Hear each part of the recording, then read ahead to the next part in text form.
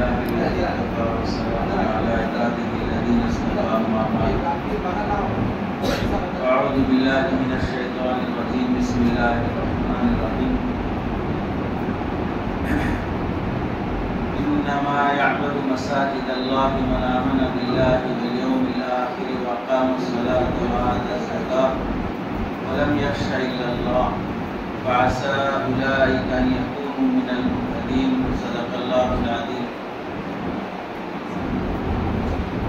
وقال النبي صلى الله عليه وسلم من بنى لله مسجدا يبتغي به وجه الله بنى الله له بيتا في الجنة أو كما قال النبي صلى الله عليه وسلم. اللهم صل على سيدنا محمد وعلى آل سيدنا محمد وبارك وسلم. اللهم صل على سيدنا محمد وعلى آل سيدنا محمد وبارك وسلم. اللهم صل على سيدنا محمد وعلى آل سيدنا محمد وبارك وسلم. میرے محترم عزیزوں، بزرگوں اور دوستوں، یہاں ہم سب لوگوں کا جمع ہونا اللہ کے گھر مسجد کی افتتاحی مجلس کی محفل کی نسبت سے جمع ہونا ہوا ہے.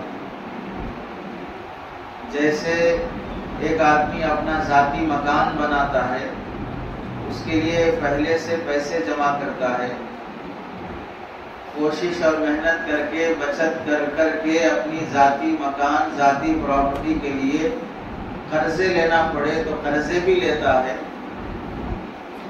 پھر اس کے بعد زمین خریدتا ہے، پلان بناتا ہے کون سے ایریے میں مسجد گھر بنایا جائے، اس کے لیے آدمی ایریے کا انتخاب کرتا ہے اور پھر انجینئر سے مشورہ کر کے پلان بنا کر کیسا خوبصورت مکان بنایا جائے وہ سب آدمی کوشش اور محنت کر کے انتظام کرتا ہے. پھر اس کے بعد گھر مکمل تعمیر ہو جائے تو گھر کی اوپننگ کے لیے اپنے رشتہ داروں کو، دوست و احباب کو، محلے کے لوگوں کو دعوت دیتا ہے اور یہ نیت کرتا ہے کہ مجھے اللہ نے ذاتی مکان دیا ہے تو میں اس کے شکریہ کے طور پر کوئی خوشی کا پروگرام اور محفل رکھوں جس میں کھانا کھلانا اور ایک دوسرے سے ملنا ملانا ہو جائے کہ جیسے اللہ تعالیٰ نے دوسروں کو مکان دیا ہے ویسے مجھے بھی اللہ نے مکان دیا. اور بعض وہ لوگ ہیں جسے اللہ نے ذاتی مکان نہیں دیا، کرائے کے مکان میں رہتے ہیں. بعض وہ لوگ ہیں جنہیں کرائے کا مکان بھی نصیب نہیں ہے بلکہ وہ فٹ پاتھ پر، سڑک پر رہتے ہیں. اللہ نے ان سے بہتر کر کے مجھے اپنا ذاتی مکان بننے کی توفیق دی ہے. تو اس شکریہ میں لوگ افتتاح رکھتے ہیں، اوپننگ رکھتے ہیں اپنے گھر کی، اپنے دکان کی. یہ ایک ذاتی ہو گیا، انڈیویجل ہو گیا، اپنا ذاتی خوشی کا معاملہ. مسجد کی افتتاح کا پروگرام یہ ذاتی خوشی کا معاملہ نہیں ہے، پورے مسلمانوں کی اجتماعی خوشی کا موقع. تیرے گھر کے بننے سے تجھے خوشی ہوئی، ہو سکتا ہے کہ تمہارے بھائی کو یا تمہارے پڑوسی کو، تمہارے دوست کو تکلیف ہوئی ہوگی حسد اور جلن کی وجہ سے. کہاں سے کما لیا، کیسے آ گیا، کتنا جلدی بنا لیا، اس وجہ سے ہو سکتا ہے تمہیں تمہارے دوست و احباب اور تمہارے خیرخواہ مہربانوں کو تکلیف ہوگی.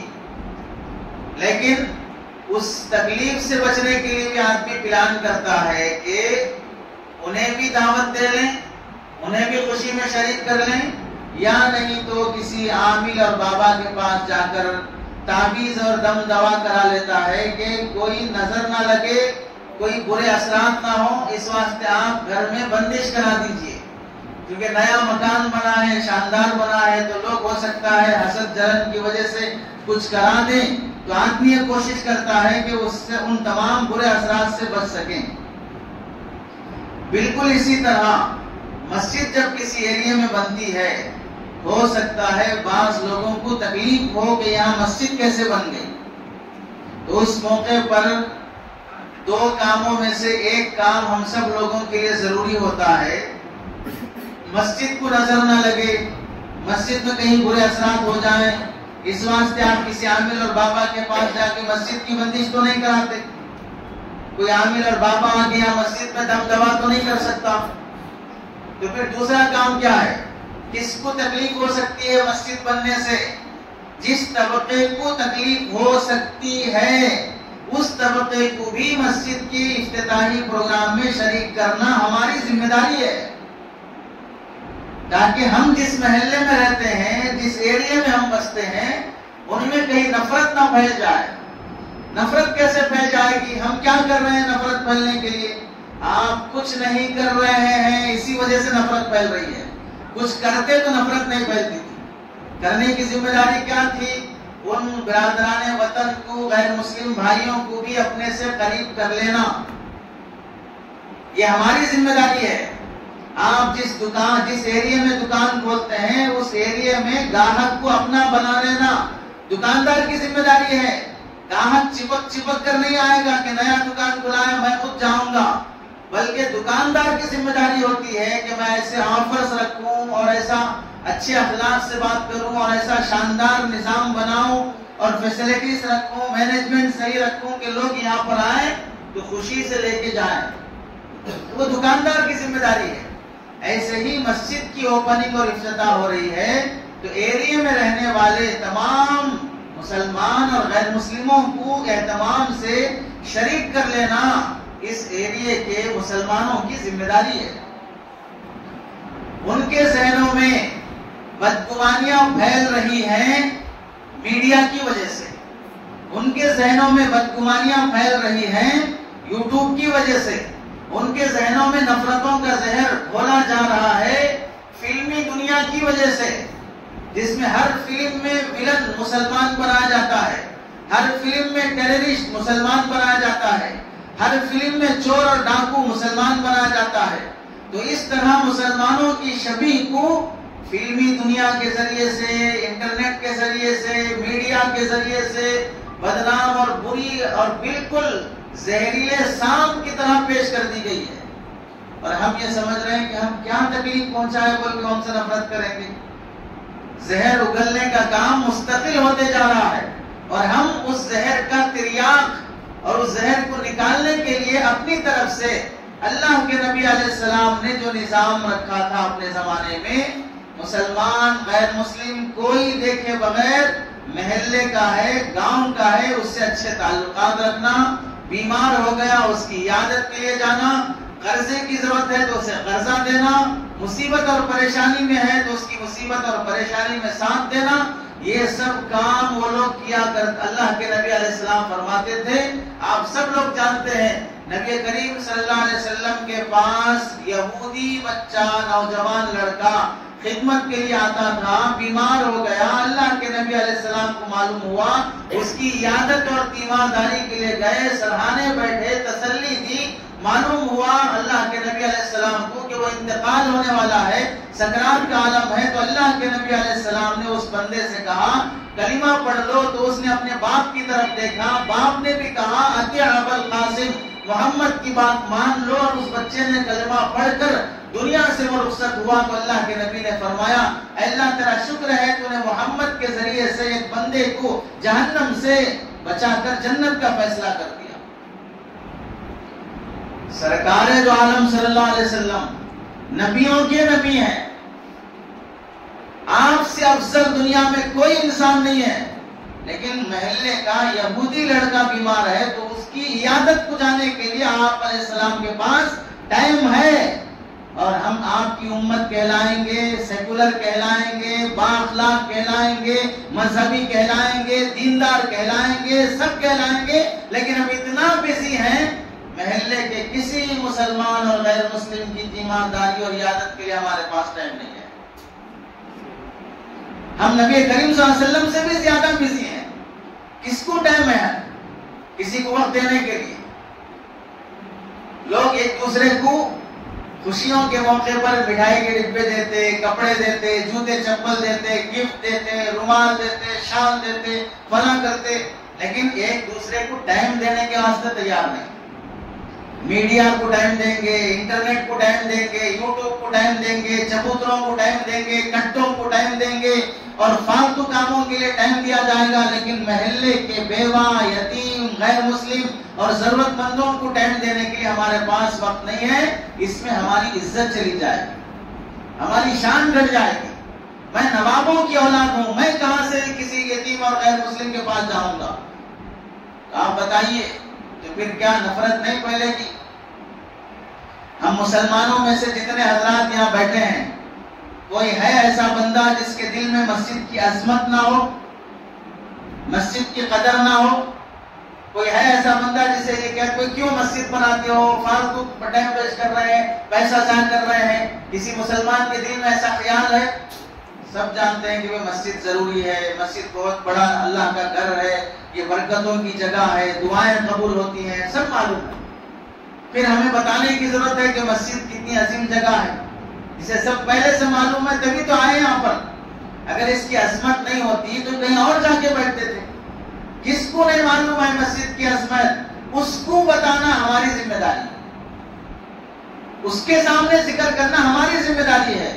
تو مسجد کی افتتاحی مجلس میں ہمارا بنیادی اور پہلا کام یہ ہونا چاہیے تھا کہ ہم لوگ مسجد کی افتتاح کے لیے جیسے یہاں پر جمع ہوئے ہیں، اپنے اپنے دوست و احباب، آپ بزنس کرتے ہیں، غیر مسلم آپ کی بزنس میں پارٹنر نہیں ہے، غیر مسلم آپ کے پاس گاہک گراہک نہیں ہے، آپ دکان چلاتے ہیں تو مارکیٹ میں آپ کی غیر مسلموں سے دوستی اور تعلقات نہیں ہیں، محلے میں رہتے ہیں تو وہاں غیر مسلموں سے دوستی اور تعلقات نہیں ہیں، سب ہیں، لیکن ان تعلقات کو ہم اپنے پرسنل کاموں کے لیے یوز کریں گے، دین اور شریعت کے لیے یوز نہیں کریں گے۔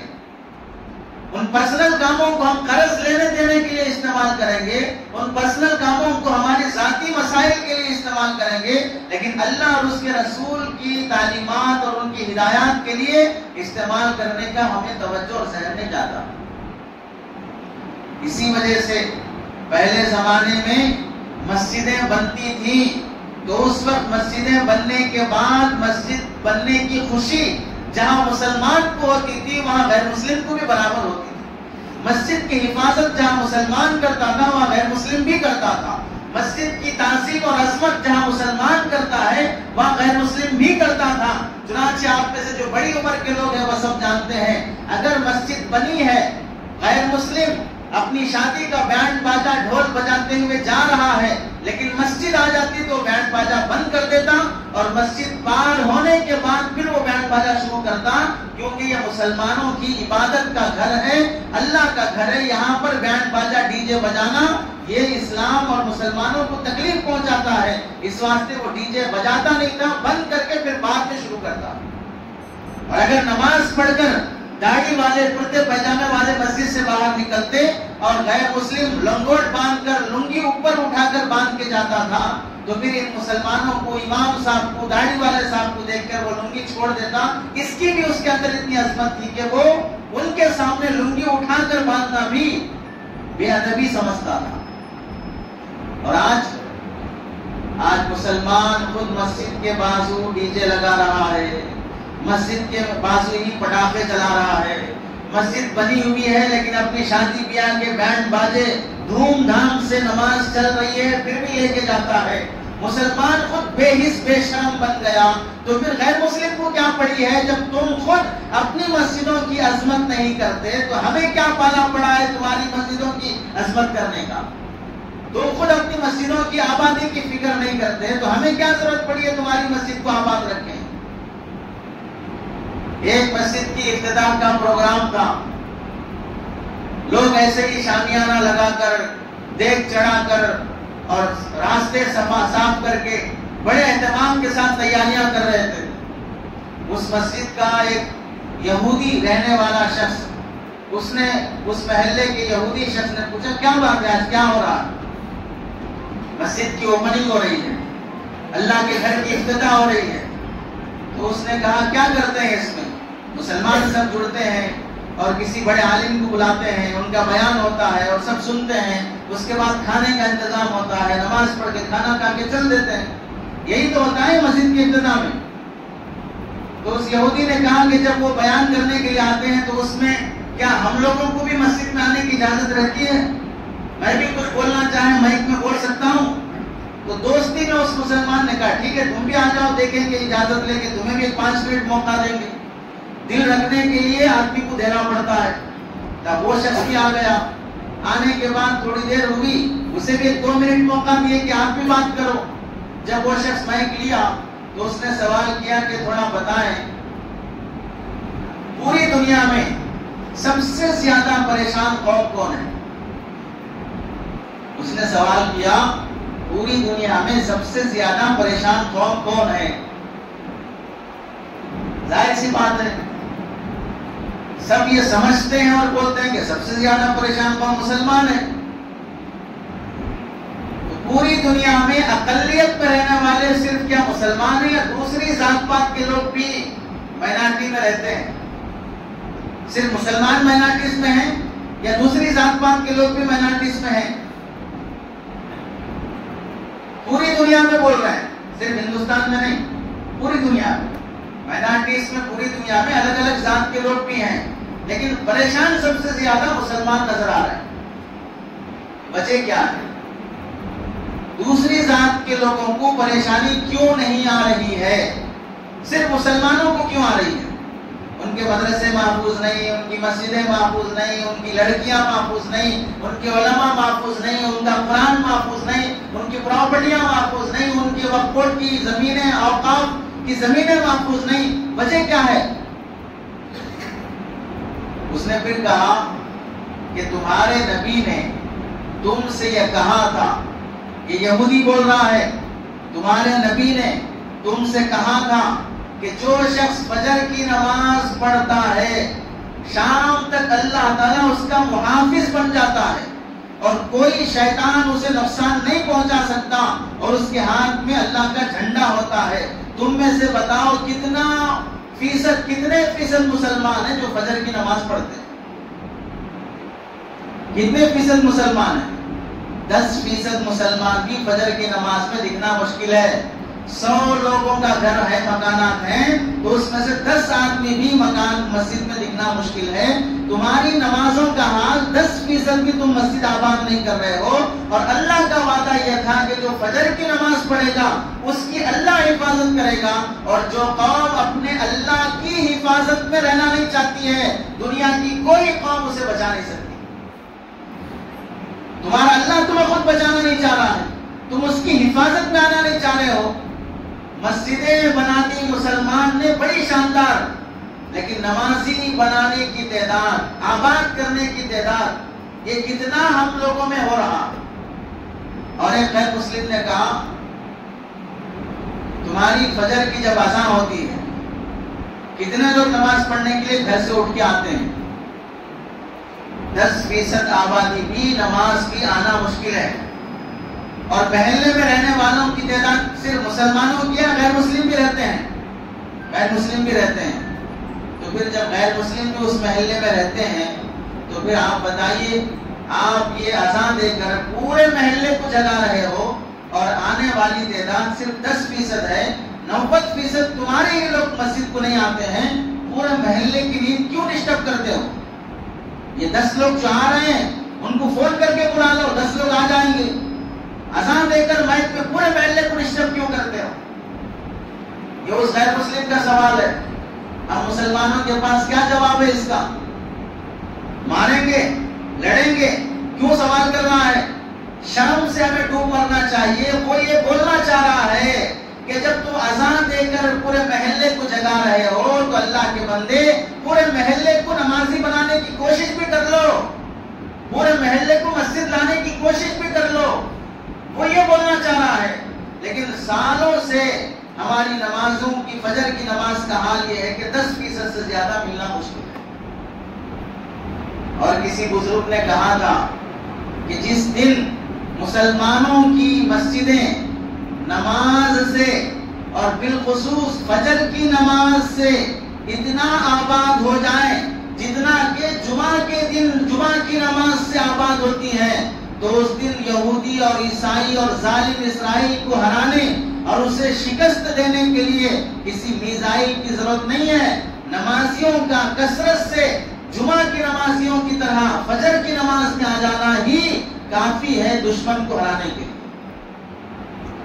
اللہ مسجد کی آبادی سے اتنا رعب ان کے دلوں میں ڈالے گا کہ جس کی وجہ سے غیر مسلم ہو، یہودی ہو، عیسائی ہو، کبھی یہ خیال نہیں کر سکتا کہ وہ مسلمانوں کی مسجدوں پہ حملہ کریں یا جھوٹا مقدمہ لگا کر وہ بابری مسجد کی طرح اس کو رام مندر میں بدلنے کی، گیان پاپی مسجد کو جھوٹا کیس لگا کر اسے مندر بنانے کی، یا چار مینار میں مسجد، چار مینار کے پڑوس میں مندر قائم کرنے کی، یا لال قلعے میں مندر قائم کرنے کی، سیون ڈومز میں مندر قائم کرنے کی، یا کسی اور جگہ پر تاج محل کی سیڑھیوں کے نیچے مندر ہونے کا دعویٰ کرنے کی، یہ ساری بلا بدتر کے شیطانی خیالات تب ہوتے ہیں جب مسلمان خود مسجد کی حفاظت نہیں کرتا. اور مسجد کی حفاظت ہم نے شروع میں کہا، تعویذ باندھ دینے سے، بندش کر دینے سے، عامل اور بابا کو لا کے دم دوا کرانے سے مسجد کی حفاظت نہیں ہوتی. جیسے گھروں میں برے اثرات سے بچانے کے لیے دم دوا کراتے یا تعویذ باندھنے سے ہونے کا عقیدہ لوگ رکھتے ہیں، یا چار دیواری اور باؤنڈری وال بنا دینے سے مسجد کی حفاظت نہیں ہوتی. آپ بتائیں، گیان پاپی مسجد کی باؤنڈری نہیں ہے، چار دیواری بنی ہوئی نہیں ہے، چار مینار کی باؤنڈری بنی ہوئی نہیں ہے، کھلے عام پڑا ہوا ہے، لیکن پھر بھی کیا ہوا، کیوں حفاظت نہیں ہو سکی؟ مسجد کی حفاظت دونوں دیوار سے نہیں ہوتی ہے، مسجد کی حفاظت مسلمانوں سے ہوتی ہے، مسجد کی حفاظت نمازیوں سے ہوتی ہے. جو مسجد بنانا جتنا عبادت کا کام ہے، اللہ کے نبی علیہ السلام نے فرمایا، من بنا للہ مسجدا، جو مسجد بناتا ہے اللہ کے لیے، یبتغی بہ وجہ اللہ، اور راضی صرف اللہ کو کرنا ہے، دنیا میں کسی کی کوئی تعریف واہ سننا نہیں ہے، میں نے فیان ایسا لگایا، میں نے قالین ایسی بچھائی، میں نے کلر ایسا کرایا، میں نے فلاں ایسا کرایا، اس سے کوئی واسطہ نہیں ہے، صرف اللہ کو راضی کرنا مقصود ہے. بَنَى اللَّهُ لَهُ بَيْتًا فِي الْجَنَّةِ، اللہ فرماتے ہیں اللہ اس کو جنت میں گھر بنا کے دے. ہم اپنا گھر بنانے کے لیے چندہ کرتے ہیں، ذاتی مکان بنانے کے لیے چندہ کرتے ہیں، ذاتی زمین خریدنے کے لیے چندہ کرتے ہیں، دکان بنانے کے لیے چندہ کرتے ہیں. آدمی میں اتنا پاور ہے کہ وہ ذاتی مکان ایک نہیں، دو دو تین تین یلندو چھوڑ کر گھمم چھوڑ کے حیدرآباد میں بھی بنا رہا ہے. ذاتی مکان بنانے پہ جب آیا، لیکن جب اللہ کا گھر بنانا ہو، یہاں سے وہاں، وہاں سے وہاں، وہاں سے وہاں رسیدیں لے کے گھومنا پڑتا ہے. مسجد بن رہی ہے چندہ دے دو، مسجد بن رہی ہے چندہ دے دو. کیوں؟ فقیروں اور بھکاریوں کے ایریا میں بن رہی مسجد، کہ تمہیں بھیک مانگنے اور چندہ لینے کے لیے یہاں سے وہاں تک سفر کرنا پڑ رہا ہے. ایک مسلمان کے اندر کتنی غیرت ہونی چاہیے تھی کہ میں اپنے گھر کے لیے پیسہ لگانے تیار ہوں، شادی بیاہ میں 25-25 لاکھ بیٹیوں کی شادیوں میں خرچ کرنے تیار ہوں، جوڑا جہیز دینے کے لیے 15-20 لاکھ خرچ کرنے تیار ہوں، اپنے بیٹوں کو پڑھانے کے لیے لندن امریکہ بھیجنے تیار ہوں. ان سب کے لیے میرے پاس پیسے ہیں، اگر نہیں ہے تو مسجد کو دینے کے لیے میرے پاس پیسے نہیں ہیں. بیٹے کی شادی میں 20-25 لاکھ اڑائیں گے، پینشن ہال 2 لاکھ 1.5 لاکھ کا بک کریں گے، ہونے والے بھکاری داماد کو 3 لاکھ کی رائل انفیلڈ دیں گے، آئی فون 14 پرو میکس دیں گے. یہ سب کے لیے ہمارے پاس پیسے ہیں. لیکن وہ یہ سب ہونے کے بعد جب نکاح پڑھانے کے لیے جو مولوی صاحب آئیں گے، جو قاضی صاحب آئیں گے، اور جب وہ نکاح پڑھانے کی فیس پوچھیں گے تو پوچھیں گے نکاح پڑھانے کے لیے پیسے لینا جائز ہے؟ نکاح پڑھانے کے لیے پیسے لینا جائز ہے؟ یہ 25 لاکھ خرچ کرنا جائز ہے؟ بھکاری داماد کو رائل انفیلڈ دینا جائز ہے؟ اسے آئی فون دلانا جائز ہے؟ یہ رسومات کرنا جائز ہے؟ یہاں نہیں آیا شریعت کا سوال کرنا، یہاں نہیں آیا سوال کرنا کہ میں جو کر رہا ہوں حلال کر رہا ہوں کہ حرام کر رہا ہوں. 20 لاکھ روپے اپنے بوڑھے باپ کا علاج کرانے کے لیے یشودا ہاسپٹل میں خرچ کرے گا، لیکن جب وہی ڈیڈ باڈی لے کر آئے گا اور مسجد کا مؤذن یا مسجد کا خادم اس بوڑھے باپ کے لیے قبر کھودے گا، تو پھر قبر کھودنے کے پاس بولے گا، پوچھے گا قبر کھودنے کے بھی پیسے لیتے؟ وہاں 20 لاکھ خرچ کر کے آیا، نہیں پوچھا کہ اس کے بھی پیسے لیتے؟ ڈیڈ باڈی کو ریلیز کرنے کے لیے وہ پیسے پورا بل پے کرو کر لے کے جاؤ، ورنہ ڈیڈ باڈی نہیں دیں گے. تب نہیں پوچھا کہ ڈیڈ باڈی ریلیز کرنے کے بھی پیسے لیتے، قبر کھودنے کے لیے بھی پیسے لیں گے؟ کیا دینداری ہے ماشاءاللہ. بھکاریوں کا، غریبوں کا، جیسے غریب کی بیوی سب کی بھابھی، غریب کی بیوی سب کی بھابھی. ویسے بنا دیا ہے لوگوں نے مسجد کو، جو من میں آیا بول دیا، جو مرضی میں آیا بک دیا، اور اسی کو کمال سمجھ رہے ہیں۔ جس کی کہیں نہیں چلتی وہ مسجدوں پہ چلا لیتا، جس کی کہیں نہیں چلتی وہ امام معاصرین پہ چلا لیتا۔ مسجد بنانے کا مقصد صرف اللہ کو راضی کرنا ہو تو اللہ تعالیٰ اس بندے کو جنت میں گھر بنا کر دیں گے۔ اور ہم مسلمانوں کی ذمہ داری ہے، مسجد جب بن رہی ہے اسے یہ سمجھنا چاہیے کہ میرے لیے آخرت کا ذخیرہ بن رہا ہے۔ میں میرا ذاتی مکان بنا کر گارنٹی نہیں دے سکتا کہ مجھے جنت مل جائے گی۔ میں میری بیٹیوں کی شادی دھوم دھام سے کر کے گارنٹی نہیں دے سکتا کہ مجھے ذاتی مجھے اللہ جنت دے دے گا، میری مغفرت کر دے گا۔ میں اپنے بیٹے کو لندن UK بھیج کر پڑھانے کے بعد میں گارنٹی نہیں دے سکتا کہ اللہ میری بخشش کر دے گا، لیکن میں اللہ کا گھر بنانے میں حصہ لوں گا، مجھے 100% امید ہے کہ اللہ میری بخشش کر دے گا۔ اتنی گارنٹی والا سودا ہے، اس کے باوجود بھی تمام مسلمانوں کو بولنا پڑتا ہے کہ بھئی تھوڑا چندہ دے دو، مسجد کی تعمیر میں تھوڑا حصہ لے دو۔ آپ بتائیے کتنا ذوق ہم لوگوں کا مسجدوں سے جڑا ہوا، اور اللہ تعالیٰ کتنے وسیع الظرف ہیں، اتنے رحم دل ہیں، کسی ایک آدمی کی چھوٹی سی نیکی کو بھی اللہ ضائع ہونے نہیں دیتے ہیں۔ کتابوں میں لکھا ہے، نور الدین زنگی رحمت اللہ علیہ بہت بڑے بادشاہ گزرے ہیں، ان کا واقعہ بھی مشہور ہے، اور ایک بڑے مالدار آدمی کے بارے میں لکھا ہے، جب اسے اللہ نے ہدایت دی، کروڑ پتی آدمی تھا، اس نے خیال کیا مرنے کے بعد بھی مجھے ثواب ملتا رہے، میں کوئی ایسا کام کر کے جاؤں جو ثواب جاریہ ہو۔ تو پھر اس شخص نے ارادہ کیا میں اللہ کے نام پر اللہ کے لیے مسجد تعمیر کروں گا، اور اس مسجد کی تعمیر میں کسی سے ایک پیسے کا چندہ نہیں لوں گا، پورا اپنے ذاتی پیسے سے خرچ کروں گا۔ زمین خریدا، مسجد کی تعمیر کیا، تمام معماروں مزدوروں کو پورا پیسہ سالڈ جو ان کا محنتانہ ہوتا ہے، مزدوری ہوتی ہے، پوری ادا کیا۔ یہ نہیں بولا مسجد کا کام ہے تھوڑا دیکھ کے کر لو، مسجد کا کام ہے تھوڑا فری کر لو، مسجد کا کام ہے تھوڑا دیکھ کے لگا لو۔ لوگوں میں بھی ایک غلط رواج چل پڑا ہے، اگر ہم کہیں مارکیٹ میں خریدنے جائیں فروٹس وغیرہ سبزی وغیرہ، تو منڈی والا مسلمان پہلے سے ہم ٹوپی نہیں پگڑی پہنے ہوئے ہیں تو بھی ہمیں ٹوپی پہنانا چاہے گا، بولے گا کتنے میں دے رہے صاحب کیلا؟ سب کو 70 سے دے رہے صاحب، آپ 60 میں دے گا۔ میں داماد ہوں تیرا، سسرا ہوں تیرا، سب کو 70 میں دے رہا، مجھے 60 میں دے گا۔ 10 روپے کم کرنے کا احسان دینے سے پہلے جتا دیا، سب کو 70 میں دے رہا ہوں، آپ کو 60 میں دیتا ہوں۔ ہم نے صرف تم سے ریٹ پوچھا کتنے میں دے رہے، ریٹ کتنے میں دے رہے، بس اتنا بتا دو۔ دوسروں کو کتنے میں دے رہے، مجھے کتنے میں دیتے، یہ تم سے میں نے سوال نہیں کیا، کتنے میں دے رہے ہو صرف اتنا سوال کیا، مجھے سیدھے بتانا چاہیے تھا 60 میں دے رہا ہوں۔ ایک بزرگ کو ایسے ہی ہوا، ہمارے حیدرآباد میں بزرگ کہتے ہیں حضرت مولانا سلیم اللہ صاحب، غیر عالم ہے لیکن علماء سے بہتر ہیں، مشائخ سے صحبتیں اور نسبتیں حاصل ہیں۔ کیلے والے سے پوچھا کتنے میں دے رہے ہو، سب کو 70 میں دے رہا ہوں، آپ کو 60 میں دیتا ہوں، یہ 10 روپے کم کروا ہے۔ انہوں نے کہا مجھے نہیں چاہیے، میں دوسری منڈی سے 70 میں لے لیتا ہوں۔ نہیں صاحب لے لو مجھے نہیں چاہیے تمہارے 10 روپے کم کر کے دینا، میں سامنے سے 70 میں لے لیتا ہوں۔ نہیں سب کو بھی 60 میں دے رہا تھا، آپ کو بھی 60 میں دیتا ہوں۔ پھر کہیں کہ ہولے شولے باتیں کر رہے، 10 روپے کم کرنا، یہ 10 روپے کم جھوٹ بول رہا ہے، اور پھر یہ سمجھ رہا ہے کہ خریدنے والا بیچارہ ٹوپی والا ہے، عالم ہے، حافظ ہے، غریب ہے، کتنا بول کے دیے تو بھی احسان کسی صورت میں نہیں ہے، جھوٹ بول کر دھوکے میں رکھنا چاہ رہا ہے، اور اس جھوٹ کا احسان جتانا چاہ رہا ہے۔ اور اس بندے نے کہا، اور یہ یاد رکھیں معاملات میں صفائی یہ آج 90% دینداروں میں بھی دکھائی نہیں دیتی، معاملات کی صفائی 90% دینداروں میں بھی دکھائی نہیں دیتی۔ مسجد کا جو مسلمان ہے وہ مارکیٹ میں مسلمان دکھائی نہیں دیتا۔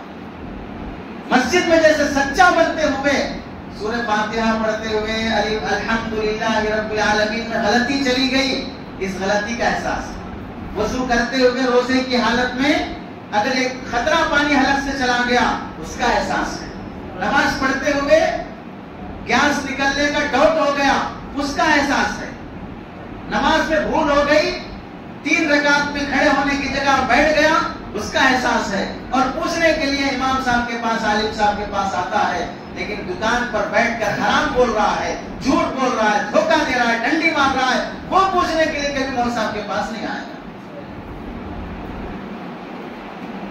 دوسری رکعت میں بیٹھنے کی جگہ کھڑے ہو گیا، حرام ہوگا، گناہ ہوگا، بھول ہو گئی، سجدے سہو ہے، پھر سجدے سہو کر لو، ہو جائے گی نماز۔ لیکن اگر کسی کو جھوٹ دھوکہ دے کر تم نے 10 روپے بھی کما لیا تو پھر کیا وہ 10 روپے کھانے کے بعد نماز قبول ہوگی؟ اللہ کے نبی علیہ السلام نے فرمایا جو کپڑا تم پہنے ہو، اگر اس کپڑے کو خریدنے کے لیے تم نے 100 روپے لگایا، 90 روپے تمہاری محنت کے حلال پیسے سے ہیں اور 10 روپے تمہارے حرام کے پیسے سے ہیں، یہ کپڑا جب تک تمہارے جسم پر رہے گا کوئی نماز قبول نہیں ہوگی، کوئی دعا قبول نہیں ہوگی۔ تو آج اسلام مسلمان بدنام ہونے کی وجہ ہماری عبادتیں نہیں ہیں، ہم اپنی عبادتوں کی وجہ سے ہم بدنام نہیں ہیں، ہم اپنے نماز روزے کی وجہ سے بدنام نہیں ہیں۔ آج اسلام اور مسلمان بدنام اپنے مارکیٹ کی وجہ سے، اپنی دکانداری اور بزنس کی وجہ سے۔ وہاں اگر وہ صحیح مسلمان رہتا تو پھر یہاں یہ مسجدیں بھی محفوظ رہتی، یہ مدارس بھی محفوظ رہتے، یہ علماء بھی، یہ قرآن مجید بھی محفوظ رہتا۔ وہاں ہم نے نفرت کا بیج بویا ہے مارکیٹ میں بیٹھ کر، تو وہ نفرتیں، ان نفرتوں کی آگ پھیلتے ہوئے مسجدوں تک آ رہی کہ یہ مسجد گراؤ، وہ فلاں کرو، وہ فلاں کرو۔ یہ لوگ ایسے ہی ہوتے ہیں کہ اخلاق ایسے ہی ہوتے ہیں۔ اس مالدار آدمی نے زمین خریدا، مسجد بنائی، کسی کا کوئی پیسہ نہیں لیا، پوری مسجد تعمیر ہونے کے بعد اوپننگ سے پہلی رات، آج اوپننگ ہے، اس سے پہلے 1-2 دن پہلے اس نے خواب دیکھا اللہ نے حشر کا میدان قائم کیا، بہترین جنت کا محل سونے چاندی کا بنا ہے۔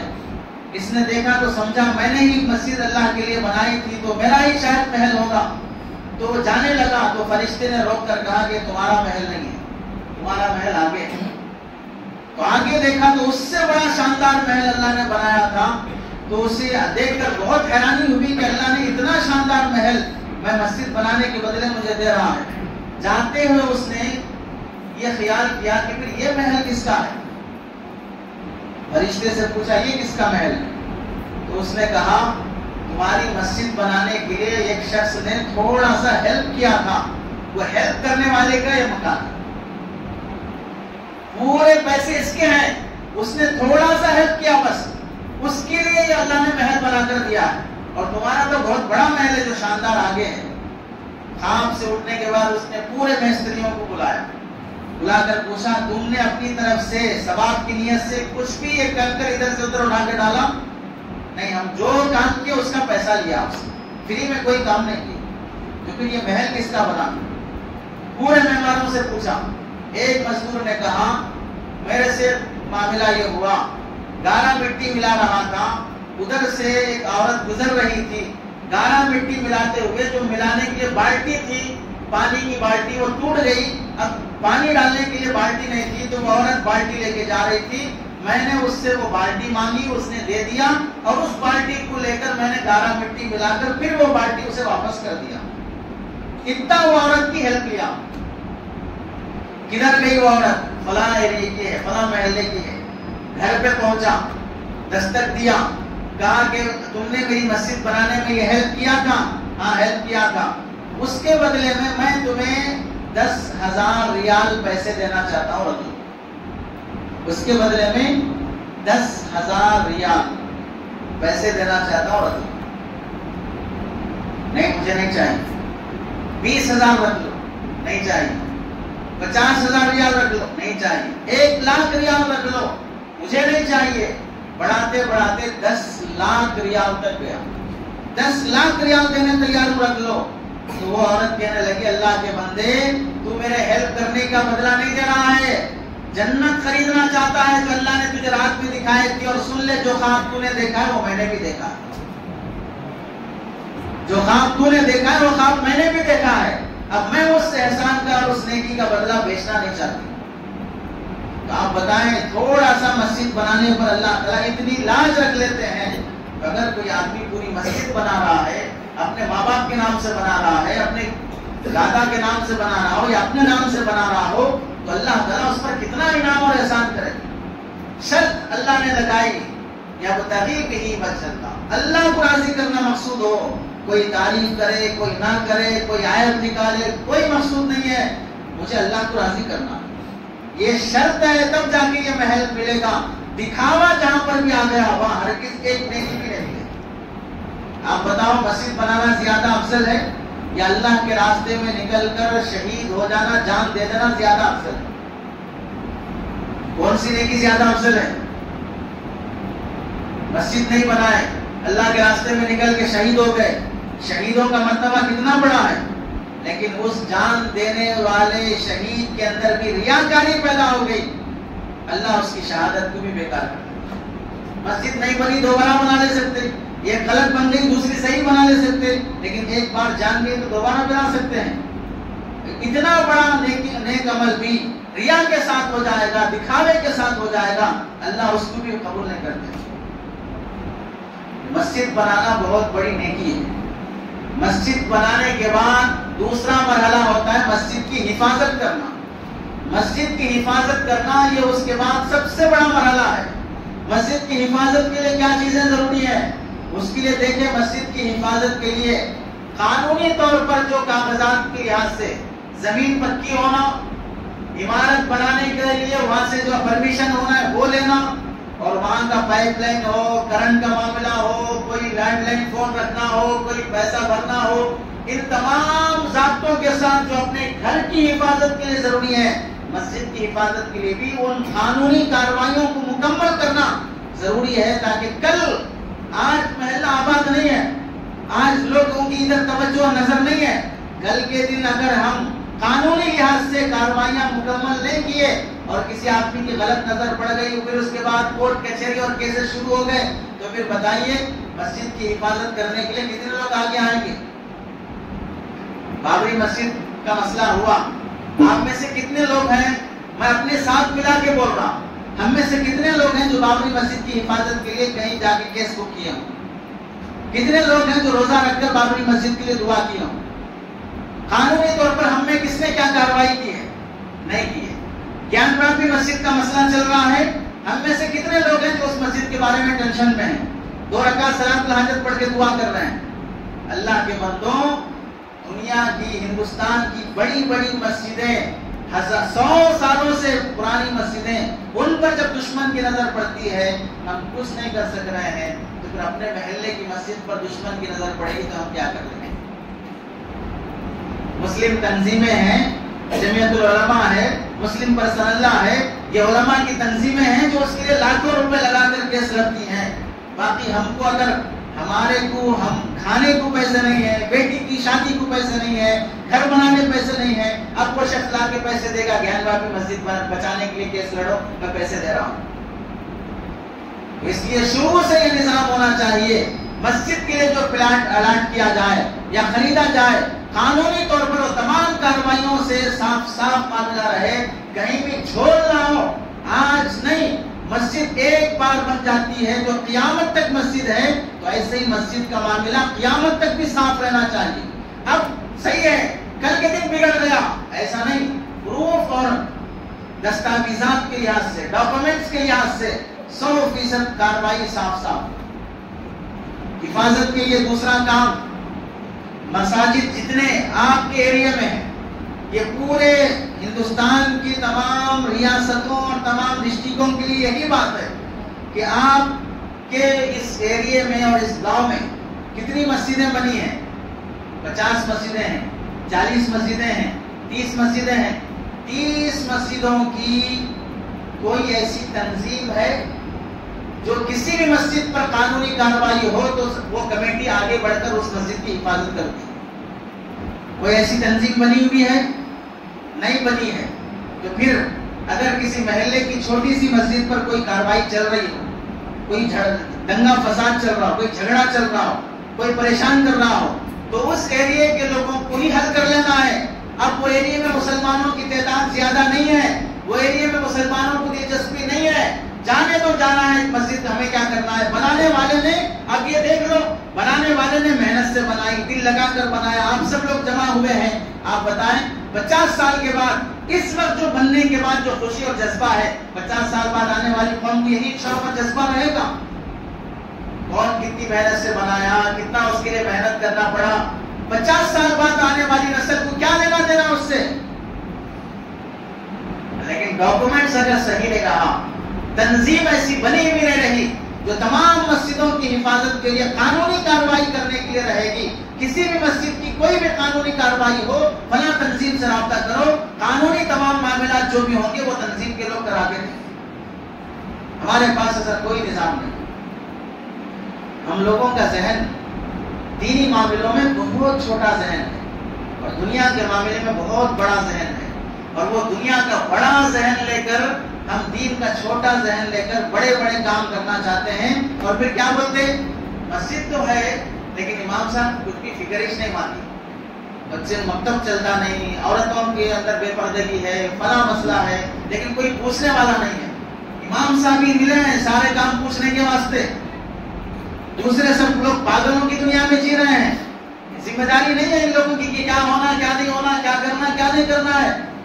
یہ مگرمچھ کے آنسوں کو سب بہائیں گے لیکن کام کرنے کے میدان میں کوئی آنا چاہے تو آنے تیار نہیں. تو حفاظت کے لیے دوسرا کام، ایک ایسی تنظیم اور کمیٹی قائم ہونا چاہیے جو شہر کی پوری مسجدوں کی قانونی کارروائی کوئی بھی ہو. میں بول رہا ہوں مسلکی کارروائی نہیں، یہ مسلک میں فاتحہ چلتا نہیں چلتا، وہاں تبلیغ کا کام چلتا نہیں چلتا، یا درس قرآن چلتا نہیں چلتا، اس سے کوئی سروکار نہیں ہے. جو جس محلے کا جس مسلک کا ہے اس مسلک پہ جمع رہے، ہمیں اس سے کوئی سروکار نہیں. اس کے پھر اور جھگڑے شروع ہو جائیں گے. تنظیم میں یہ جو مسلک والا ہونا، وہ فاتحہ والا ہونا، وہ تبلیغ کافی ہونا، وہ جماعت اسلامی کا ہونا، وہ اہل حدیث کا ہونا. اب لڑ لڑ کے مر گئے بس کافی، اور پھر ان میں مرنے کی ضرورت نہیں ہے. قانونی کارروائیوں کے لیے کوئی بھی مسلک کا ہو سکتا ہے، مسجد کے معاملے میں وہ اس کی حفاظت کے لیے انتظام کرے. یہ دوسرا مرحلہ ہے مسجدوں کی حفاظت کا. تیسرا مرحلہ مسجد کی حفاظت کا، جہاں مسجد بنائی جائے گی وہاں پر ایسے پلان سے مسجد بنانا کہ مسجد کے ایریے میں آگے چل کر مدرسہ بھی چل سکے. جب مدرسہ بنتا ہے، مدرسے کی کمیٹی اور ٹرسٹ بنتا ہے، اور جب وہ ٹرسٹ رہے گا وہ اپنے مدرسے کی حفاظت کی جیسی کوشش کرے گا، وہ اطراف کی مسجد کی بھی حفاظت کی کوشش کرے گا. اور جو مدرسے میں پڑھنے کے لیے بچے آتے ہیں وہ محلے کے بچے ہوں گے، وہ بچوں کے ماں باپ بھی کوشش کریں گے کہ مدرسہ محفوظ رہے، تو ہمارے یہاں پورا ایریا اور زمین مسجد پوری محفوظ رہتی ہے. تو اب یہاں پر ایک کمیٹی، ایک تنظیم، ایک جماعت اور لوگوں کا، افراد کا ایک بڑا مجمع تیار ہو جاتا ہے مسجد کی حفاظت کرنے کا. تو پلان ایسا ہونا چاہیے مسجد بنانے سے پہلے کہ اتنا ایریا خالی ہے، یہاں پر 8-10 کمرے بن سکتے ہیں جہاں پر آگے چل کر مسلمانوں کے بچے یہاں پر مدرسہ چل سکے، یا مسلمانوں کے بچوں کو ہم یہاں پرائیویٹ اسکول قائم کر کے اس ایریا میں ہم مسلمانوں کے غریب بچوں کا اسکول چلا سکیں. یہ پلان پہلے سے کرنا چاہیے. یہ مسجد ہو یا کوئی اور مسجد ہو، بہت سی مسجدیں ایسی ہیں جہاں پر وقف بورڈ کی، قطب شاہی زمانے کی، مسلمان بادشاہوں کی بنائی ہوئی مسجدیں ہیں اور اچھی خاصی ان کی زمینات ہیں، وقف بورڈ کی ہیں، ان کی ملکیاں ہیں، مکانات ہیں. لیکن بتائیں، آپ سب لوگ جانتے ہیں اس وقت وقف بورڈ بھی غریب کی بھابھی، سب کی غریب کی بیوی سب کی بھابھی بن گئی. جھوٹ، دھوکہ، سیاسی لیڈروں کے ہاتھ بک جانا، رشوت لے کر وقف بورڈوں کی زمینوں کو بیچ دینا، اور تو اور مسلمان اللہ حفاظت کرے. آپ کے شہر کے بازو ایک شہر، 15-20 دن پہلے وہاں جانا ہوا، ایک صاحب اپنی دکان میں بلائے بات چیت کرنے کے لیے، پوچھا میں ملکی کا کرایہ کتنا ہے؟ تو کہنے لگے 2000. مین روڈ پر ملکی ہے، کتنا کرایہ ہے؟ 2000. بازو ملکی ہے، اس کا کرایہ کتنا ہے؟ 25,000. ایسے کیسے 2000 سے 25,000 کا فرق کیسے؟ نہیں، وقف بورڈ کی ملکیاں، وقف بورڈ کی ہیں تو آپ کی 2000 کیسے، ان کے 25,000 کیسے؟ وہ اس طرح ہے کہ وہ جو بازو مسجد ہے ملکی، وقف بورڈ کی خریدنا جائز نہیں ہے. بازو جو ملکی ہے وہ مسجد کی کمیٹی کے ممبر کی ہے، وہ ممبر صاحب کیا کیے ہیں، 4 ملکیاں کمیٹی سے اپنے الگ الگ دوستوں کے نام پہ لے لیے ہیں. لینے کے بعد مسجد کو 2000 دیتے ہیں، باہر وہ 25,000 کرایہ پہ دیتے ہیں. مسجد کو دے رہے ہیں 2000 ہی، میں بھی 2000 ہی دے رہا ہوں، لیکن وہ صاحب 4 ملکیاں الگ الگ ناموں پہ لے کر 2000 روپے مسجد کو دے رہے ہیں اور باہر والے لوگوں کو 25,000 کرایہ وصول کر رہے ہیں. لاکھ روپے 4 ملکیوں کا وصول ہو رہا ہے اور مسجد کو جا رہا ہے 8,000. اب بتاؤ، لٹیرا، ظالم، چور کوئی غیر مسلم ہے؟ ظالم، لٹیرا، چور کون ہے؟ مسجد کی حفاظت کے لیے جس کو کمیٹی کا ممبر بنایا گیا تھا، جس کو ذمہ دار بنایا گیا تھا، وہی شخص لٹیرا بن رہا ہے. مسجدوں کی حفاظت کہاں سے ہوگی؟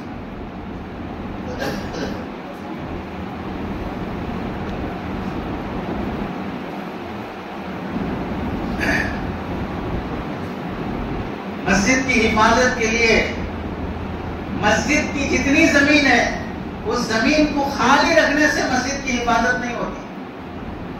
ملکیاں صحیح کام میں لانے تیار نہیں. ایسا کس نے کہہ دیا؟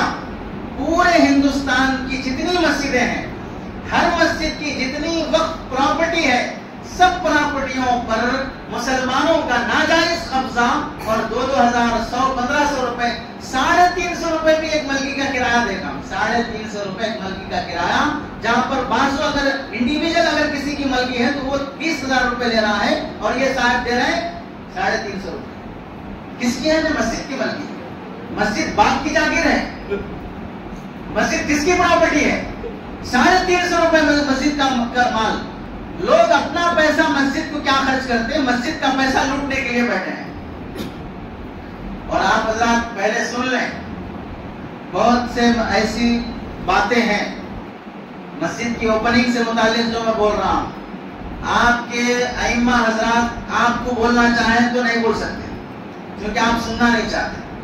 اگر ائمہ حضرات بولیں گے دوسرے جمعہ ان کو غائب کر دیں گے. جیسے محمد بن سلمان وہاں غائب کر دیتا ہے ویسے یہاں غائب کر دیں گے. سننے اور تحمل کا وہ جذبہ کم ہوتے جا رہا ہے اور ہمارے اندر بھی ہے کہ بھئی تھوڑا دل رکھ کے بولیں، رعایت سے بولیں، تھوڑا ملئی مسکا لگا کے بولیں. ان چیزوں کی وجہ سے جتنے حرام اور نقصان ہو رہے ہیں، جو گناہ کبیرہ ہوتے جا رہے ہیں، اس کا احساس کم ہوتے جا رہا ہے. مسجد کی زمین اوقاف والی، اس کی ملکیاں. ایک صاحب کو میں نے دیکھا، مسجد کے لیے جو زمین بنائی گئی اس کی آمدنی کے لیے ایک صاحب نے آم کا باغیچہ وقف کیا. اس وقت میری عمر 36 سال ہے، تقریباً میں 13 سال بلکہ 14 سال سے دیکھ رہا ہوں وہ پورا باغیچہ مسجد کے ذمہ دار کے قبضے میں ہے. اس کا کوئی حساب کتاب کا معاملہ نہیں. کس کا لوٹ کے کھا رہا ہے؟ کیسے ہضم کرنے کو من کرتا ہے؟ حضرت تھانوی رحمت اللہ علیہ فرماتے ہیں، سنو، اللہ نے جس طرح جانوروں میں پیٹ کا سسٹم رکھا ہے، بھینس کو گھاس ہضم ہوتا، دودھ ہضم نہیں ہوتا، شیر کو گوشت ہضم ہوتا، گھاس ہضم نہیں ہوتا، ایسے ہی مسلمان کو حلال ہضم ہوتا، حرام ہضم نہیں ہوتا. اگر چلا بھی گیا پیٹ میں بدہضمی ہوگی، اس بدہضمی کا اثر اولاد میں نظر آئے گا کہ اولاد سب قسم نافرمان بن جائے گا. جیسے ڈیزل کی گاڑی میں پیٹرول کی گاڑی میں ڈیزل ڈالو گے تو پیچھے سے دھواں نکلتا، ویسے ہی اگر حرام جائے گا پیٹ میں تو پھر پیچھے سے یہ جو اولاد آ رہی ہے سب کی سب غدار اور نافرمان بنے گی اور باپ کا جنازہ پڑھانے سے پہلے پراپرٹی کے خاطر لڑے گی. حتیٰ کہ ایک مسلمان گھرانے کا میں نے سنا، باپ کا علاج کرانے تیار نہیں ہے، بیٹا اس واسطے کے علاج میں پیسے چاہتے. کتنے دن جیتے، بیماری میں جی کے مرنے دو، علاج میں کہاں پیسے لگاتے؟ کس کا کمایا ہوا ہے؟ باپ کا کمایا ہوا ہے. لیکن بیٹا علاج کرانے تیار نہیں ہے کیونکہ علاج ویسٹ ہوتا، عمر ہو گئی ہے مر جانے تو، اور انتقال ہو گیا اس بندے کا، لیکن بیٹے نے علاج نہیں کرایا. تو مسجد کی حفاظت، جب مسجد تعمیر کی جائے تو مدرسے کا نظام بھی اس میں سوچا جائے کہ یہاں پر مدرسہ چلے، اس سے مسجد کی حفاظت ہوتی ہے. ملکیاں اگر بنتی ہیں ان ملکیوں کا وہی کرایہ رہے گا جو عام اپنی ذاتی ملکیوں کا کرایہ رہے گا. کسی ظالم غنڈے لٹیرے کے ڈر میں آ کر مسجد کی پراپرٹی کو کسی غیر کے حوالے کر دینا یا خود اس پر ہڑپ کر بیٹھ جانا یہ اپنے نسلوں کو تباہ کرنے والا معاملہ ہے. اور آپ حضرات سے یہ درخواست ہے جو گفتگو کی جا رہی ہے اس مسجد کو ذہن میں رکھ کر نہ سنیں. یا ملیہ نہیں ہے یا ان کی زمین نہیں ہے یا ایسا کوئی وقت کی پراپرٹی نہیں ہے یا ایک ہی شخص متولی ہے یا کمیٹی نہیں ہے, یہ سب مسئلہ نہیں ہے. آپ حضرات بھی اپنے اپنے ایریے میں جہاں جہاں پر ہیں کسی نہ کسی ذمہ داری پر ہوں گے, کسی مسجد کے ذمہ دار ہیں, کوئی کمیٹی کا ممبر ہے, کوئی اور رکن ہوگا, ان سب کو سامنے رکھ کر ایک گفتگو کی جا رہی ہے. اور مسجد کی حفاظت کا تیسرا طریقہ جہاں مدرسہ تعمیر کرنا ہے, یہ جہاں بنیادی بات ہے. افسوس یہ ہے ہمارے بیان میں یہ ہونا چاہیے تھا. میرے آنے سے پہلے امیر صاحب بیان کر رہے تھے مسجد کی آبادی مدینہ منورہ میں ابھی بھی مسجد آباد ہے. آپ سے پوچھیں مسجد کی آبادی جہاں عمرہ کو جانے والے لوگوں کی نمازوں کی وجہ سے ہے, وہاں پر آپ میں سے جتنے لوگ گئے ہیں مدینہ منورہ میں ابھی بھی کلاسز اور دروس چلتے ہیں, مدرسہ چلتا ہے مدینہ منورہ میں. اندر مدینہ منورہ میں روزے کے پاس جہاں اللہ کے نبی علیہ السلام کا روزہ ہے اس کے لیفٹ سائڈ میں جنت البقیع کی طرف لائبریری ہے. آپ میں سے بھی بعض لوگ گئے ہیں, پچھلی دفعہ ہماری بھی حاضری ہوئی. لائبریری ہے جہاں پر لوگوں کو کتابیں مفت میں دی جاتی ہیں, مطالعہ کرنے کے لیے بٹھا کر مطالعہ کیا جاتا ہے. وہاں پر علماء اور ملکوں کے لوگ طلبہ شادی ہونے کے بعد بھی مسجد نبوی میں پڑھنے کے لیے آتے ہیں. اور قبلے کی جہت والی دیوار میں روزے کے پیچھے والے حصے میں وہاں پر ابھی بھی دروس اور کلاسز چلتے ہیں. مدرسے مسجد نبوی آباد ہونے میں جہاں یہاں سے جانے والے معتمرین کا حصہ ہے وہاں پر وہ بچے جو پڑھ رہے ہیں اس سے بھی آباد ہے. مسجد جب قائم کی جائے گی تو مدرسہ قائم ہونا یہ ہمارے ذہن میں ہونا چاہیے. افسوس کی بات یہ ہے مدرسہ قائم کرنے کا پلان کیا کرتے.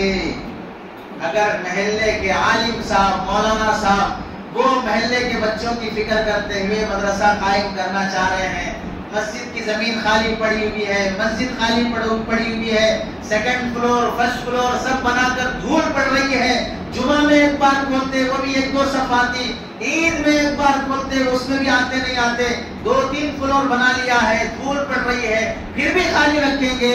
امام صاحب عالم صاحب بول رہے ہیں میں یہاں پر مدرسہ چلا لوں گا. نہیں, مدرسہ نہیں چلے گا, یہاں پر مدرسہ نہیں چلے گا. زبان حال سے اگر صاف نہیں بھی بول سکیں گے تو بھی ایسے ایکٹنگ کریں گے, نہیں انہوں نہیں مانتے, لوگ کیا بولتے, فلاں کیا کرتے, فلاں کیا کرتے, یہ سب بہانے کریں گے لیکن مدرسہ چلنے نہیں دیں گے. اگر امام صاحب اپنے پاور سے اپنے تعلقات سے وہاں پر مدرسہ چلا لیے تو پھر ان کے خاندان کی خیریت میں رہتے ہیں.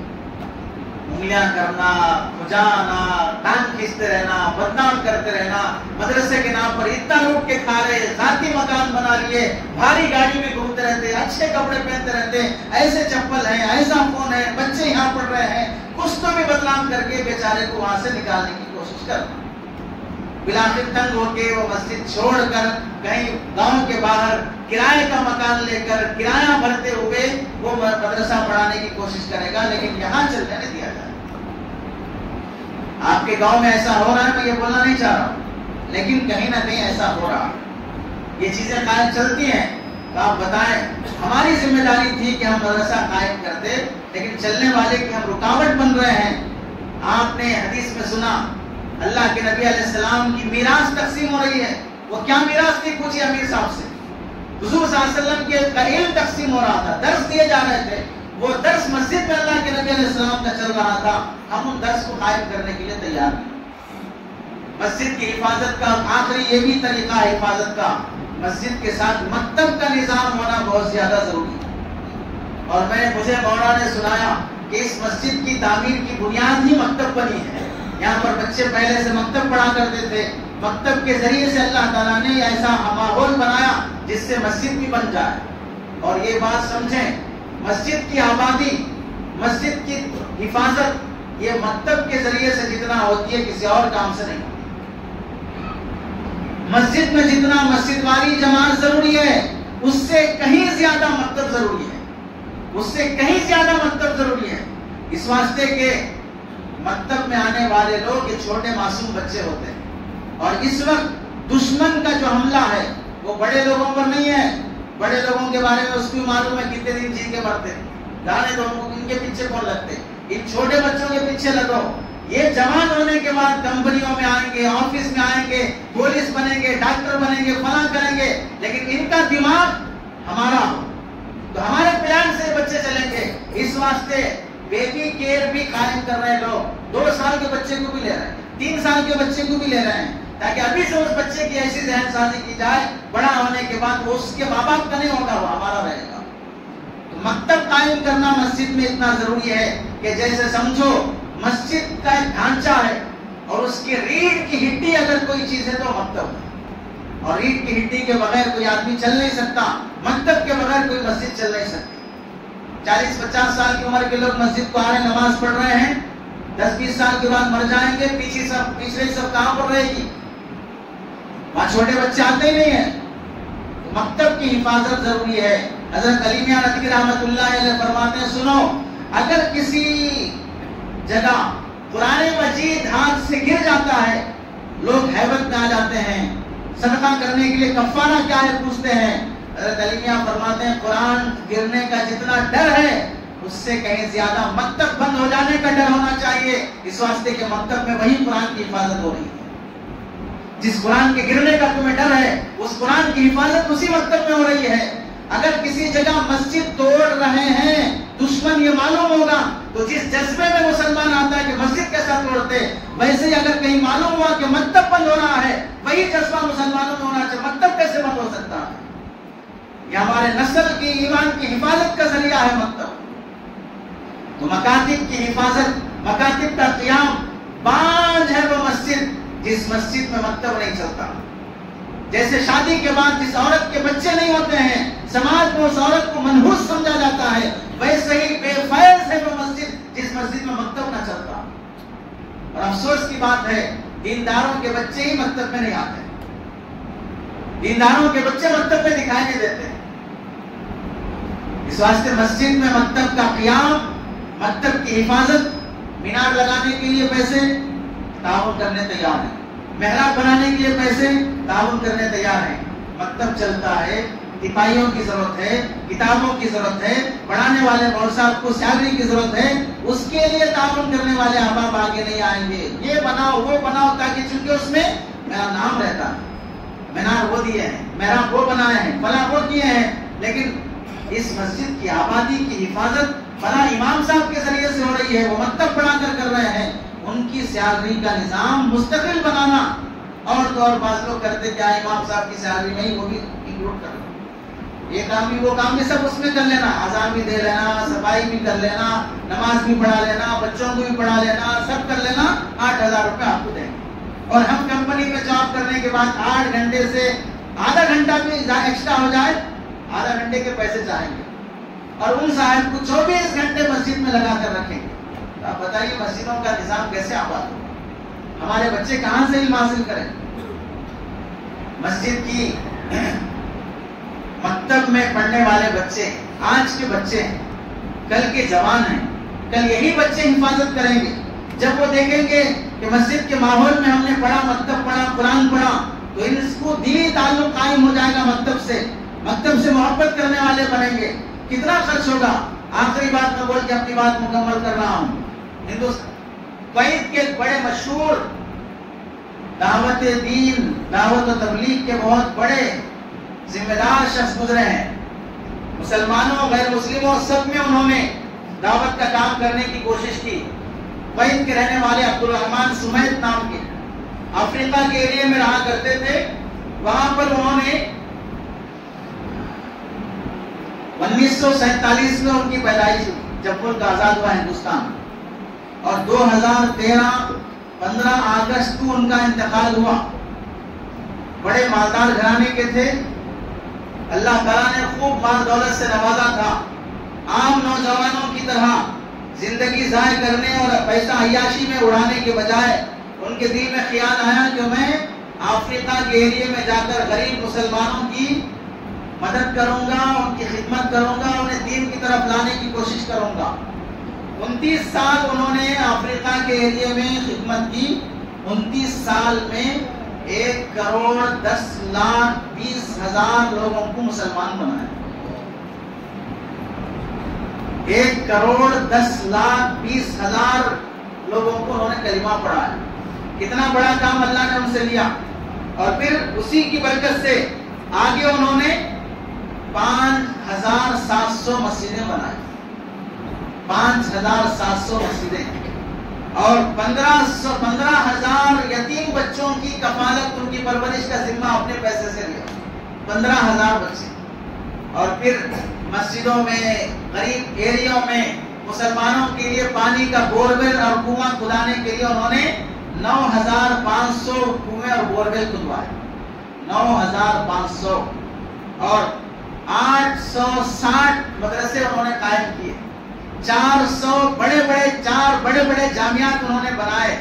اور 204 بڑے بڑے اسلامک سینٹرز انہوں نے قائم کیے. اتنے بڑے خدمت گزار گزرے ہیں. عبدالرحمن سمیت نام کے کویت کے رہنے والے. 2013 میں 15 اگست کو ان کا انتقال ہوا. وہ فرماتے ہیں افریقہ میں ایک مرتبہ اپنے اسلامک سینٹر پہ بیٹھا ہوا تھا. ایک عورت اپنے بچے کو لے کے آ کے منت سماجت کرنے لگی. جو نگران تھا وہ دھتکار رہا تھا.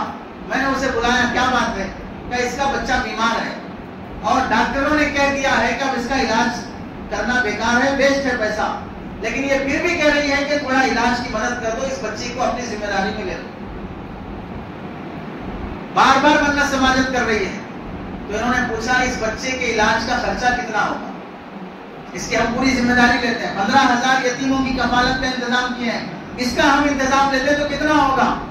تو اس نے کہا کہ روزانہ ایک پیپسی پی کر پھینکنے پہ جو خرچہ آتا ہے اتنا ہوگا. کتنا ہوگا؟ ایک پیپسی کا خرچہ ہوگا اس بچے پہ بس. انہوں نے کہا ٹھیک ہے، اس بچے کو لے لو.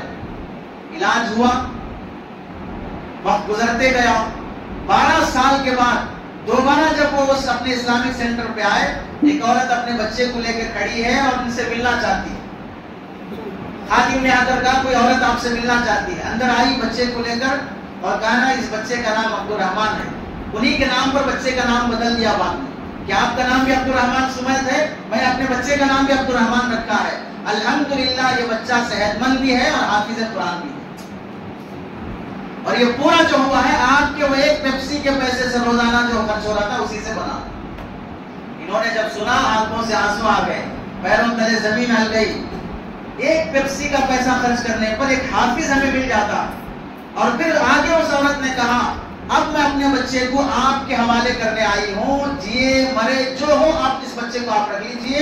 جو کام اس سے لینا چاہتے ہو، جہاں لے جانا چاہتے ہو، اپنے دین کا داعی بنانا چاہتے ہو، یہ بچہ میرے آپ کے حوالے ہے.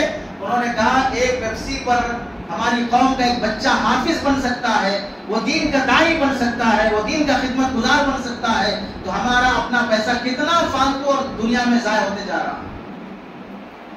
یہ مکتب میں پڑھنے والے بچے، یہ مدرسے میں پڑھنے والے بچے، یہ وہی ہے جو کل چل کے آگے دین کی حفاظت کرنے والے ہوں گے. تو مسجد کی آبادی میں اس بات کو بھی بنیاد بنائیں کہ ہماری مسجدوں میں مکتب کا نظام قائم ہو. اور آخری درخواست آپ حضرات سے یہ ہے، جو مختلف مساجد کے لوگ بیٹھے ہیں، آپ سے درخواست ہے، اس وقت پورے ملک میں ارتداد کی لہر چل رہی ہے. مسلمان لڑکیاں غیروں کے حوالے ہوتی جا رہی ہیں. ایسے موقع پر جہاں بہت سی دوسری ذمہ داریاں بھی ہیں جس کی کافی تفصیل ہے، اس میں ایک ذمہ داری آپ حضرات اس موقع سے یہ نبھانا ہم سب کی ضروری ہے. وہ یہ ہے کہ مساجد کے ساتھ خواتین اور لڑکیوں کی تعلیم و تربیت کا نظام، جہاں مسجد بننے کا نظام سوچا جا رہا ہے، وہیں پر ایک ایسا خواتین منزل بنانے کا ایک بڑا ہال بنایا جائے جہاں پر ان لڑکیوں کو اور محلے کی عورتوں کو جمعہ کا خطاب ہم پورے پردے کے ساتھ، پورے راستہ الگ، سڑک الگ یا دہلیز الگ، پورے اس انتظام کے ساتھ ہم کرنے کی کوشش کرنا جس سے محلے کی عورتوں کو جمعہ کا خطاب سنایا جا سکے. عام دنوں میں ہم اجتماعات رکھتے ہیں، وہ بھی ضروری ہے، لیکن یاد رکھیں جمعہ کے بیان میں خطیب صاحب جس طرح تیاری کر کے آتے ہیں، عام دنوں میں وہ تیاری نہیں ہوتی. اور جمعہ کے خطبے میں جس طرح الگ الگ دین کے موضوعات آتے ہیں، ویسا دین کی پوری گفتگو دوسرے موقعوں پر نہیں کی جاتی ہے، اور پورا دین ان کو بھی معلوم ہونا ضروری ہے. یہ سمجھ لیں آپ حضرات، عام نمازوں میں مسلمان مرد کتنے مسجد کو آتے ہیں؟ کتنے آتے ہیں؟ 10%. معلوم ہو 90% مرد مسلمان نماز نہیں پڑھتے ہیں. تو پھر مسلمان عورتیں کتنے گھروں میں نماز پڑھتی ہوں گی؟ 100 کی 100% پڑھ رہی ہوں گی. مرد جب 10% ہیں تو آپ اس کو 50 کر لو، 40 کر لو. تو عورتیں جو گھروں میں بیٹھی ہوئی ہیں وہ 40% نماز پڑھ رہی ہیں، 60% نماز سے باہر. ان 60% عورتوں کی ترغیب، ان کو دین کی بات سنانا، اس کا نظام مسجد سے جڑنا چاہیے جس میں ہم ایسا نظام بنا سکیں خواتین منزل کے نام سے، جہاں پر ان کے لیے جمعہ کا نظام ہو، جلسے اور پروگرام ہو تو اس میں وہ باپردہ طریقے سے شریک ہو سکیں. کوئی اور ان کے لیے اسلامی پروگرام ہو تو وہاں وہ اکابر اور بزرگوں کی آمد پر وہاں وہ بات سن سکیں. یہ سارا انتظام خواتین کو مسجد سے جوڑنے کی، مسجد سے نہیں خواتین منزل سے جوڑنے کا نظام. وہ مارکیٹ جا سکتی، شاپنگ مال جا سکتی، فنکشن ہال جا سکتی، شادیوں میں جا سکتی ہے، اور گاؤں دیہاتوں میں عورتیں کھیت اور باغیچے میں جا کر مزدوری بھی کر سکتی ہے، لیکن نہیں آ سکتی تو وہ مسجد کے متصل خواتین منزل میں نہیں آ سکتی. پردہ صرف یہیں پر آیا، باقی سب جگہ پر بے پردگی وہ حدیث سے ثابت ہے، نعوذ باللہ. اس واسطے ذہن بڑا کرو، ذہن وسیع کرو. اپنی لڑکیاں جو گھروں کے حوالے ہوتی جا رہی ہیں ان کی حفاظت کے لیے بھی مسجد کی آبادی میں یہ چیز بھی داخل ہوتی ہے. اللہ سے دعا ہے کہ اللہ تعالیٰ عمل کی توفیق نصیب فرمائے، سنی ہوئی باتیں سمجھنے کی توفیق نصیب فرمائے. آمین. وآخر دعوانا الحمدللہ رب العالمین.